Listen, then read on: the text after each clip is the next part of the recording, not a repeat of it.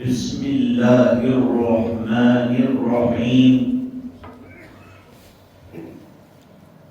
الحمد للہ وکفی والسلام علی عباده الذین اصطفى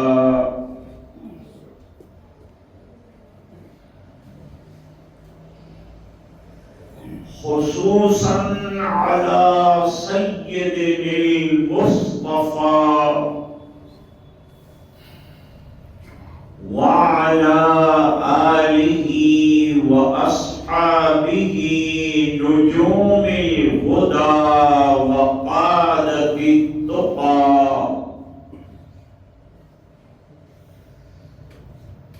وبارك وسلم تسليما كثيرا كثيرا.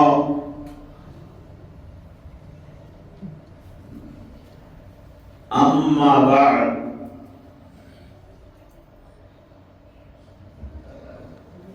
أعوذ بالله من الشيطان الرجيم. بسم الله الرحمن الرحيم.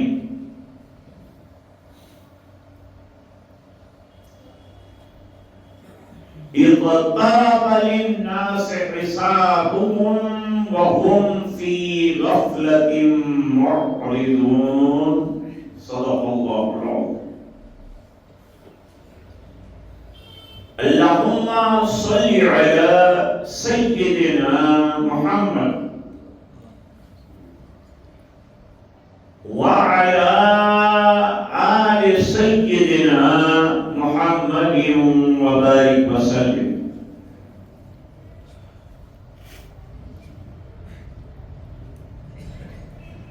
میں اچانک آپ کے شہر سلوڑ میں کیسے ٹپک گئے؟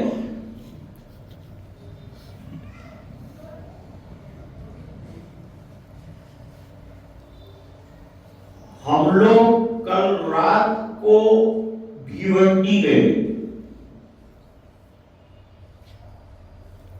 حضرت مفتی انیس الدین صاحب دامت برکاتہم کے ساتھ شام کو برور میں پروگرام میں مسئلہ جمعہ کا آیا. جمعہ کہاں ادا کیا جائے؟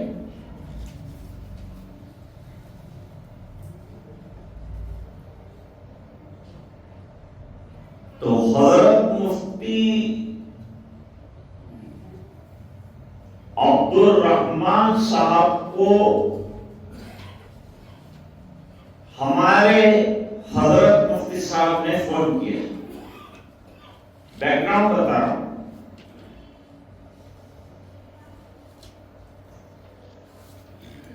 اور مشورہ طلب کیا کہ جمعہ ادا ہو ایسی کوئی جگہ بتاؤ.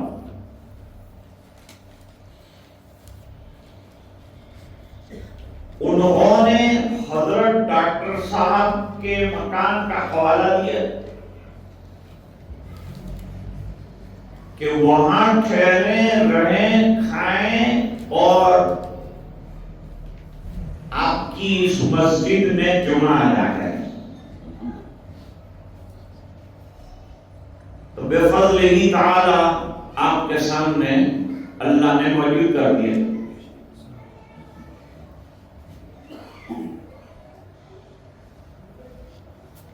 رمضان بہت قریب ہے، آمد ہے رمضان کی، اور اس کی گھنٹی بجے گی شب برات.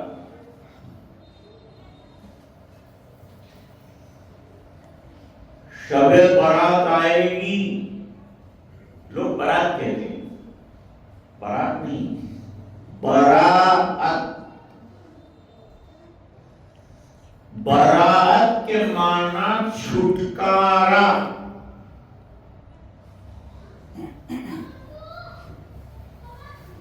یہ رات جہنم سے چھٹکارے کی ہے.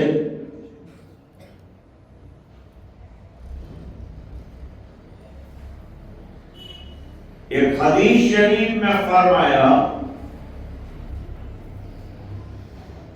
کہ اس رات میں اللہ تعالی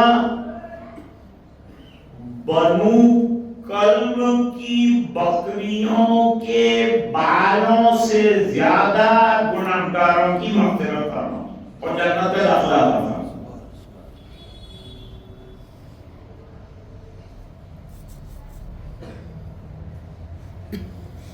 اور ایک مرتبہ ایسا ہوا کہ جناب رسول اللہ صلی اللہ علیہ وسلم گھر سے اٹھ کر بقیع کے قبرستان میں گئے اور وہاں مرناروں کے لیے دعا مغفرت.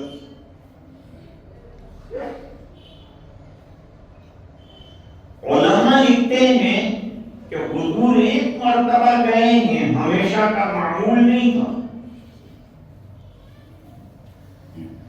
تو اگر ہم بھی یہ سنت ایک مرتبہ زندگی میں ادا کر لیے کافی ہے، ہمیشہ جانے کی ضرورت نہیں، ہمیشہ نہیں جانا ہے.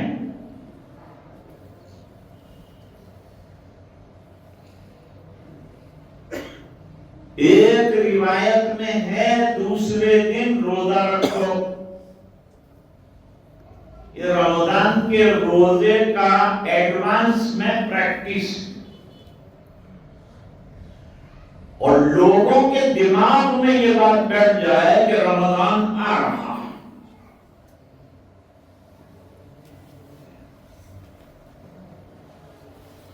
رمضان آ رہا ہے تو کیا کریں؟ شادی آتی ہے بچی کی تو کیا کریں؟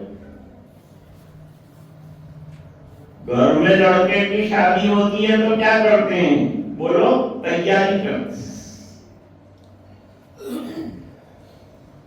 یہاں کیا تیاری کرنا ہے؟ تیاری رمضان کی کرنا ہے، عبادت کے لیے چاق و چوبند ہونا ہے، ذہن بنا لینا ہے. اور کیا کرنا ہے؟ اگر روزانہ آدھا پارا پڑھتے تھے ابھی بڑھا کر 1 پارا کرو. میرے دوست تھے سورت میں، ابھی انتقال کر گئے، حکیم چیچی کا نام سنا ہوگا.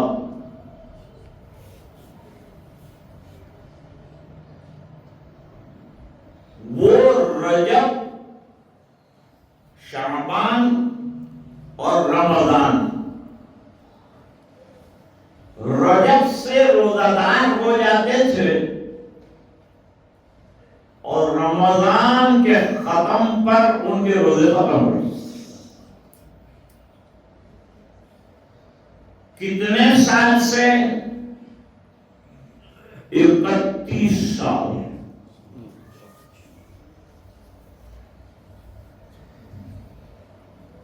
سورت کے پاس ایک دیہات ہے، جانا ہوتا رہتا ہے ہمارا، بزرگوں کی وہاں آمد ہے.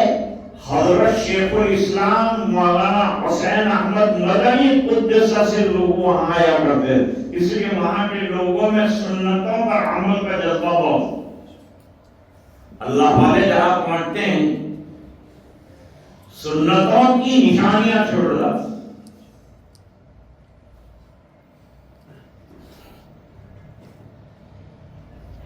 وہاں ایک صاحب تجارت کرتے تھے، کاروبار کرتے اور ہاتھ میں قرآن شریف تھا. میں نے ان سے پوچھا آپ روزانہ کتنا پڑھتے ہو؟ حافظ قرآن. کہا 24 گھنٹے میں ایک قرآن شریف ختم کرنے کا معمول ہے اور کاروبار بھی ہے اور پھر معلوم بھی تھے.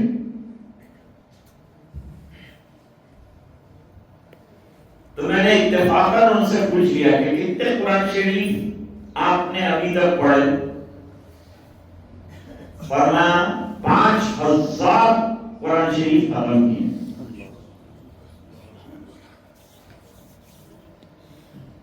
ابھی ہمارے صورت میں ایک ایکس منسٹر مولانا محمد سورتی صاحب کا انتخاب ہوا. یہ گجرات کے منسٹر رہے, واہن ویوہار کے ذمہ دار وزیر تھے. پھر آگے سیاست کی چکر میں ان میں تو ایسا ہی ہوتا ہے کہ کرسی پہ بیٹھے اب جیل میں بیٹھو. قید کر دیے گئے ایک مقدمے کے سلسلے میں.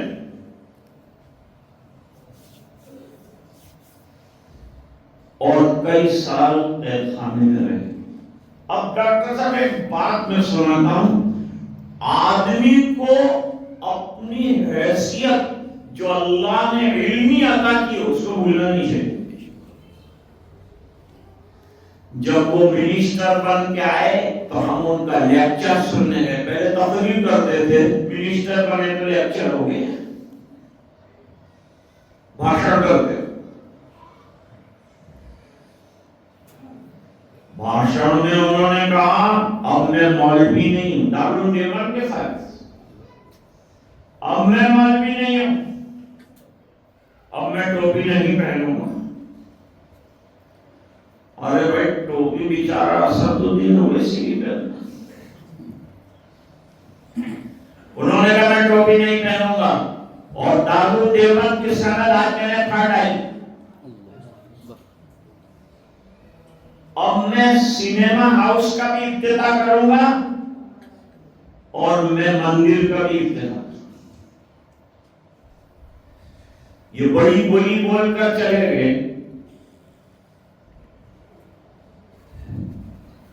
چند مہینوں کے بعد قید ہوئے. اپنے جملوں پر افسوس ہوا. آدمی کو گناہ کا افسوس ہو جائے, اقرار کر لے گناہ کا,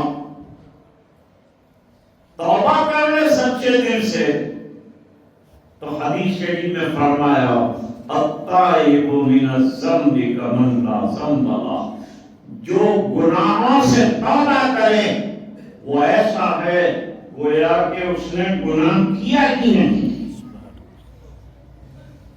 کیوں بھائی؟ ہزاروں گناہ کیے ہم لوگ, موبائل میں ہزاروں میسج لکھتے ہیں, ایک بٹن دبایا ڈیلیٹ ہو جائے. اس طرح بہت گناہ کیے. اب یہ توبہ کی رات آ رہی ہے, توبہ کر لو, اللہ گناہ ڈیلیٹ کر.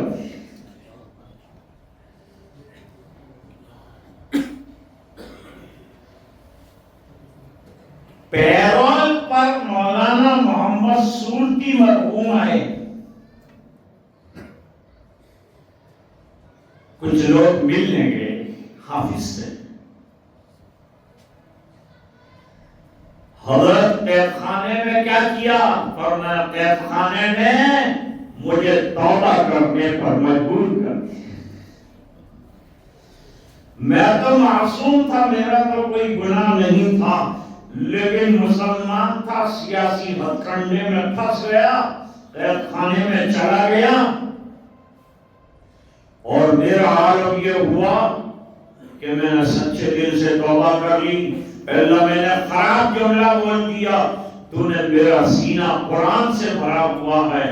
قرآن شریف مانگا, پوچھا میں نے کتنے قرآن آپ نے قید خانے میں ختم کیے؟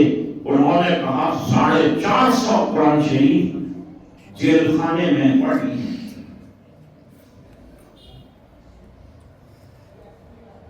تو شب برات کہتی ہے دھل دھال کر گناہوں سے معافی مانگ کر، کینہ کپٹ دل سے نکال کر، شراب جوا برائیاں چھوڑ کر اب نیکیوں کی طرف دوڑنا شروع کر دو. 5 وقت نمازیں پڑھو، تہجد پڑھو،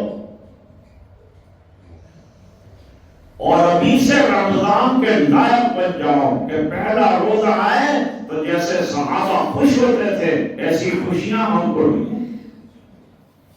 مومن عبادت سے خوش ہوتا ہے، اس کا دل عبادت سے خوش ہوتا ہے، کیونکہ وہ پیدا ہی کیا گیا ہے عبادت کے لیے. کھانا پینا ضرورت زندگی ہے اور عبادت مقصد زندگی. تو اب سمجھ میں آیا آپ کو؟ جو عبادات اب تک ہم کر رہے تھے اس کی رفتار کو کیا کرنا ہے؟ بڑھا دینا ہے، تاکہ پھر رمضان میں جو عبادات کرنی ہے ان کے لیے چاق و چوبند ہو جائیں، ایک دم تیار. یہ رمضان کس کا مہینہ ہے؟ فرما شہر رمضان الذی انزل فیہ القرآن.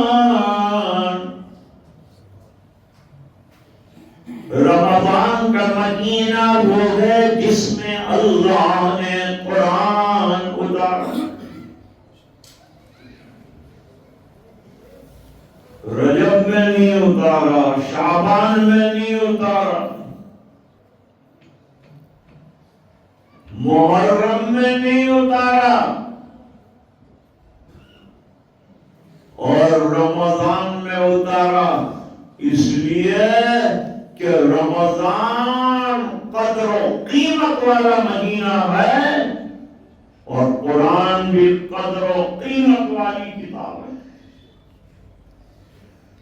روزے کا کوئی جواب نہیں تو قرآن کریم کا بھی کوئی جواب نہیں، لاجواب کتاب.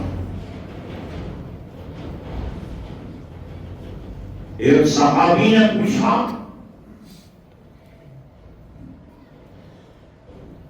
سرکار اعمال میں بہترین کیا ہے؟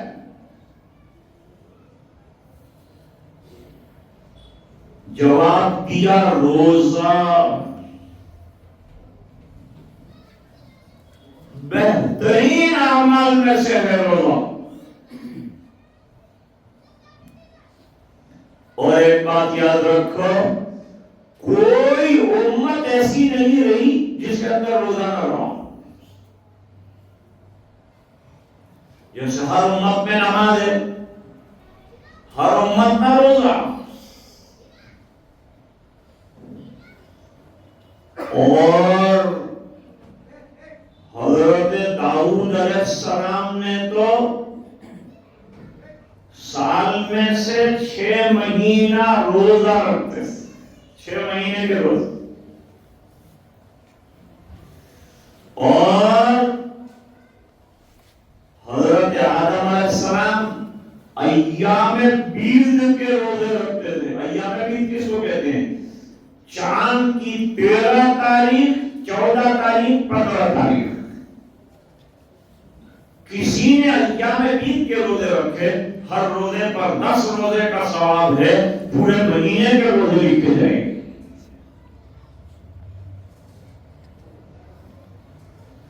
اب جمعہ کا دن کتنا امپورٹنٹ ہے اور جمعہ کی نماز کی کتنی اہمیت ہے، میں ایک واقعہ میرے بھائی صاحب کا سناتا ہوں، غور سے سنیے پھر میں بات ختم کر.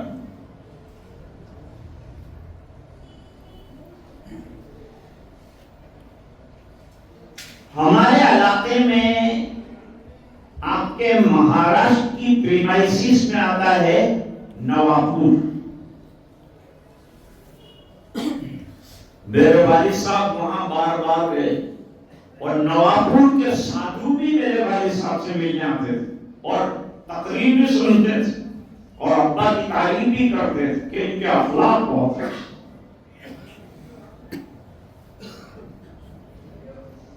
ایک مرتبہ بارش کا زمانہ تھا اور انڈیا کے راستے اب سن رہے ہیں، پہلے تو چاند جیسے راستے تھے، چاند کے اوپر بھی راستہ نہیں بنا، ایسے ہی آگے راستے تھے. اب تو سمردھی پہ وہی جاتا ہے جس کے پاس پیسے کی سمردھی ہو. 2 روپیہ فی کلومیٹر چلاتا ہے. اب بارش کا زمانہ، بارش کرے میرا کام، راستہ ٹوٹا ہوا.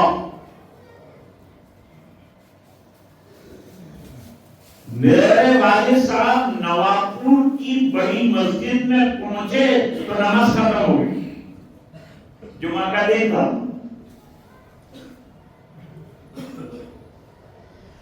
وہاں حضرت مولانا صدیق احمد باندری رحمت اللہ علیہ آئے ہوئے.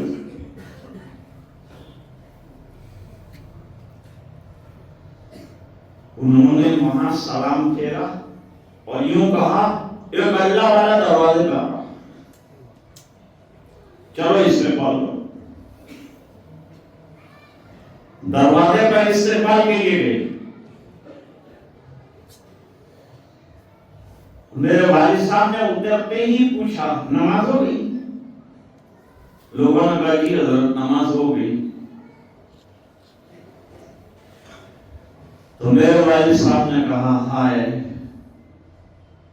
زندگی میں پہلی مرتبہ جمعہ چلا گیا. نمازوں کے چلے جانے کا ایسا غم ہو جیسے ہمارا کوئی قیمتی مال گم ہو گیا.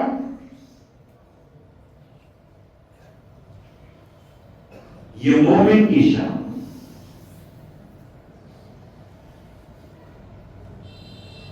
بہت دکھی ہوئے میرے والد صاحب، چہرے پہ پذیرندگی آ گئی، اس میں لال آ گیا. ہائے ہائے، زندگی میں میری نماز چلی گئی جمعہ کی پہلی مرتبہ.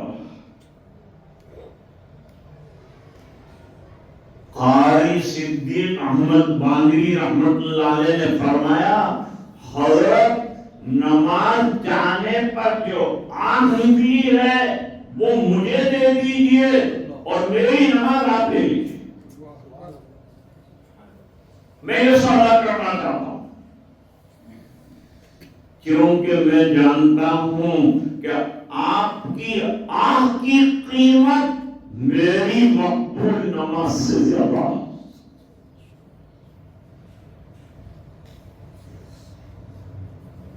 عبادت کے لیے تڑپنا سیکھو.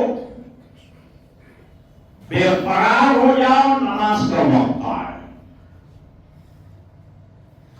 رجال لا تلہیہم تجارت ولا بیع عن ذکر اللہ.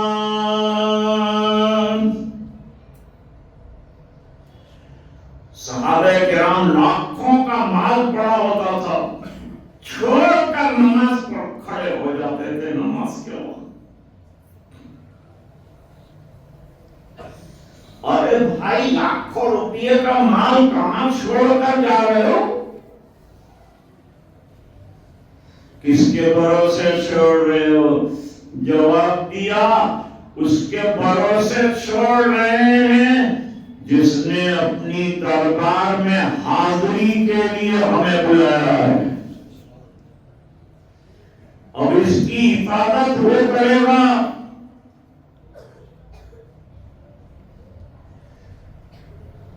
لوگوں نے ان کا یہ عالم دیکھا کہ عبادت کے لیے اس قدر بے قرار ہیں تو انہوں نے کلمہ پڑھ لیا کہ یہ سچا دین ہے.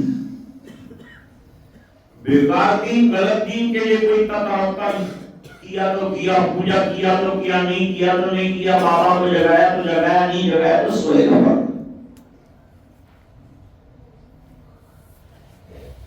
مشہور ہے کہ بھئی مندر میں جا کر پہلے بھگوان کو گھنٹا بجا کر جگانا پڑتا ہے. میں آیا، ہمارا پروردگار تو ہمارا انتظار کرتا ہے، تو آتا کب ہے؟ حاضری کا لفظ میرے سامنے پرساد لے کے مت آنا، خالی ہاتھ آنا، جھولیاں بھر بھر کے لے جانا، میں دینے والا ہوں، میں لینے والا نہیں۔ تو اللہ سے وصول کرنے کو ہوتا ہے۔ سرکار نے فرمایا رجب کا مہینہ جیسے امت کی فضیلت ہے دوسری امت پر، وہ فضیلت رجب، اور شعبان ایسی فضیلت ہے جیسے میری فضیلت دوسرے انبیاء پر، اور رمضان کو ایسی فضیلت جیسے کہ اللہ تعالی کی ذات کو بندوں پر خاص